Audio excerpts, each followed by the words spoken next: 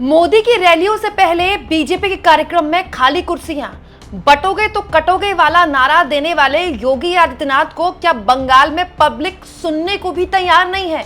इस कदर कि उनकी सभा में खाली कुर्सियां होने का दावा किया जा रहा है। दोस्तों, आज का दिन बंगाल की सियासत में बहुत ज्यादा हाई वोल्टेज टेम्परेचर रहने वाला है। वैसे बंगाल से अभी मैं लौटी हूं दोस्तों, ये तो कह ही सकती हूं कि टेम्परेचर तो वहां जबरदस्त है। गर्मी भी बहुत जबरदस्त, इसलिए भी टेम्परेचर, और पॉलिटिकल तापमान की तो पूछिए मत। इस बीच प्रधानमंत्री मोदी आज 3 कार्यक्रम करने वाले हैं दोस्तों पश्चिम बंगाल में। प्रधानमंत्री करीब 1:45 पर बनगांव में एक रैली को संबोधित करने वाले, इसके अलावा आरामबाग में एक रैली को संबोधित करने वाले, और उसके बाद कोलकाता में प्रधानमंत्री का रोड शो रहने वाला है।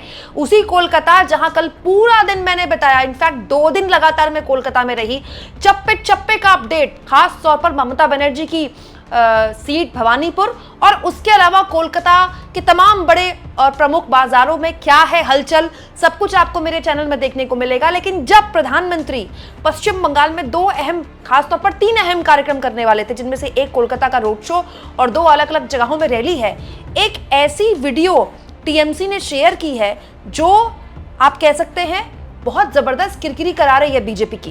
दोस्तों, योगी आदित्यनाथ वो नेता हैं बीजेपी के जिनको लगभग बीजेपी हर तरह, हर चुनाव में प्रचार के लिए इस्तेमाल करती है, और योगी आदित्यनाथ को बीजेपी प्रचार के लिए इस्तेमाल ही इसलिए करती है ताकि उनका बटोगे तो कटोगे टाइप के नारों का एक तरह से प्रचार किया जाए। योगी आदित्यनाथ की छवि ही वैसी है। लेकिन दिक्कत यह है कि योगी आदित्यनाथ जब से बंगाल में जा रहे हैं तब से बीजेपी की मुश्किल लगातार बढ़ा रहे हैं। जैसे ये वीडियो टीएमसी ने दावा किया है, टीएमसी ने वीडियो शेयर किया है ये दावा करते हुए कि योगी आदित्यनाथ की सभाओं में भीड़ नहीं आ रही, कुर्सियां खाली पड़ी हैं, योगी जहां जहां जा रहे हैं पब्लिक उनको सुनने के लिए नहीं आ रही है। फुल स्क्रीन लगातार आप अपनी टीवी स्क्रीन पर ये वीडियो देख रहे हैं। 13 सेकंड के इस वीडियो में टीएमसी ने दावा किया है कि स्टेज है, वहां पर पूरी तैयारियां हैं, कुर्सियां भी बड़े शानदार तरीके से डिसिप्लिन अंदाज में रखी हुई हैं, लेकिन योगी को सुनने के लिए कोई आया नहीं, इसलिए वाइंड अप करने की तैयारी की जा रही है। हालांकि ये टीएमसी का दावा है, लेकिन जब ये वीडियो मेरे सामने आई दोस्तों, तो फिर मन में एक सवाल आया कि योगी आदित्यनाथ को इतना टारगेट लगातार आप देखिए टीएमसी क्यों कर रही है। दरअसल इसके लिए खुद योगी आदित्यनाथ जिम्मेदार है। दोस्तों, बंगाल को जितना मैं समझ पाई हूँ घूमकर, इतना तो समझ में आता है कि वहाँ के लोग बौद्धिक तौर पर, इंटेलेक्ट के तौर पर काफ़ी पढ़े लिखे हैं, और ख़ास तौर पर अपने जो हीरोज़ हैं, जो आइकॉन्स हैं, उनको लेकर वो बहुत संवेदनशील हैं। लेकिन योगी आदित्यनाथ ने इस मामले में बहुत बड़ी गलती कर दी। आपको याद होगा योगी आदित्यनाथ ने पिछले दिनों एक बयान दिया, तुम मुझे खून दो मैं तुम्हें आज़ादी दूंगा। ये वो बयान है दोस्तों जो सुभाष चंद्र बोस ने दिया था।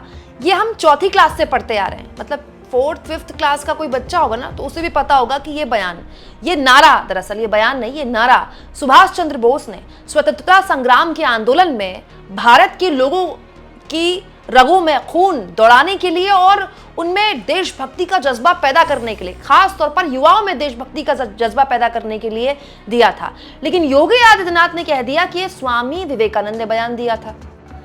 स्वामी विवेकानंद ने कहा था, तुम मुझे खून दो मैं तुम्हें आजादी दूंगा। दोस्तों, बंगाल के चप्पे चप्पे में घूमकर ये तो मुझे समझ में आ गया है कि बंगाल के लोग अपने आइकॉन जैसे स्वामी विवेकानंद हो, श्री अरविंदो हो, या फिर रविंद्रनाथ टैगोर हो, या सुभाष चंद्र बोस हो, उनके लिए बहुत ज़्यादा मतलब संवेदनशील भी हैं। आप देखिएगा गली मोहल्लों में, बड़े बड़े चौकों में उनके मूर्तियां आपको लगी दिखाई देंगी। लेकिन योगी आदित्यनाथ के इस बयान के बाद बीजेपी की बहुत किरकिरी हुई थी। आज भले ही प्रधानमंत्री दूसरे चरण के मतदान के लिए ताबड़तोड़ रैलियां कर रहे हो, लेकिन योगी आदित्यनाथ के इस बयान को लेकर टीएमसी ने बीजेपी की बहुत खिंचाई की थी। जैसे टीएमसी की बड़ी नेता और कृष्णानगर से टीएमसी की सांसद महुआ मोइत्रा ने योगी आदित्यनाथ के इस बयान पर उन्होंने कहा था, हेलो बुलडोजर बुद्धि योगी आदित्यनाथ, अपने फैक्ट्स क्लियर कीजिए। नेताजी सुभाष चंद्र बोस ने कहा था, तुम मुझे खून दो मैं तुम्हें आजादी दूंगा, स्वामी विवेकानंद ने नहीं। प्लीज वापस जाइए, फैंटा पीजिए यूपी में और बंगाल को अकेला छोड़ दीजिए। क्या मजाक है। केवल महुआ मोइत्रा ही नहीं दोस्तों, आप टीएमसी के जमीन पर उतरे कार्यकर्ताओं से पूछिए, वो भी इस तरह के बयान पर योगी आदित्यनाथ का मजाक उड़ाते हैं। क्योंकि सोशल मीडिया का जमाना है। आज के जमाने में टीवी अगर कोई खबर नहीं दिखा रहा है, इसका मतलब ये नहीं कि वो खबर चलती नहीं है, सबको सब पता होता है। मैं आपको बताऊं, बांग्लादेश बॉर्डर के 5 किलोमीटर के करीब पहुंच गई थी मैं। वहां से भी मैंने आपको जनता की राय दिखाई थी, जो कि आपने काफी पसंद की थी।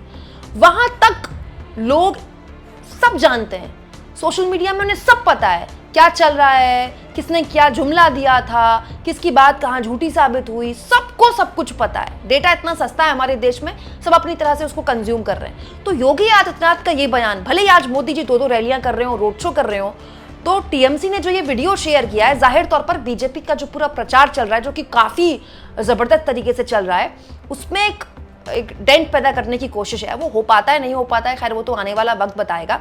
लेकिन यहाँ मैं आपको बताऊं, जब योगी आदित्यनाथ ने गलती की थी, तब भी टीएमसी ने इस पर बहुत आलोचना की थी योगी की, ये कहते हुए कि योगी आदित्यनाथ ने एक बार फिर भाजपा की अज्ञानता और बंगाल के इतिहास के प्रति अनादर को उजागर कर दिया है। उन्होंने अमर नारा तुम मुझे खून दो मैं तुम्हें आजादी दूंगा स्वामी विवेकानंद का बता दिया, जबकि यह नारा नेताजी सुभाष चंद्र बोस ने कहा था। दो बिल्कुल अलग व्यक्तित्व, दो अलग विरासतें, दोनों बंगाल के सपूत और एक ही वाक्य में दोनों का अपमान। ये लोग स्वामी विवेकानंद और सुभाष चंद्र बोस में फर्क तक नहीं बता सकते। कभी वो कथनों को गलत व्यक्ति से जोड़ देते हैं, कभी स्वामी विवेकानंद की प्रतिमा पर माला चढ़ाते हुए उन्हें नेताजी कह देते हैं, या यही लोग सोनार बांग्ला बनाने का सपना देखते हैं। इनकी अज्ञानता की गहराई इनके अहंकार से कम नहीं।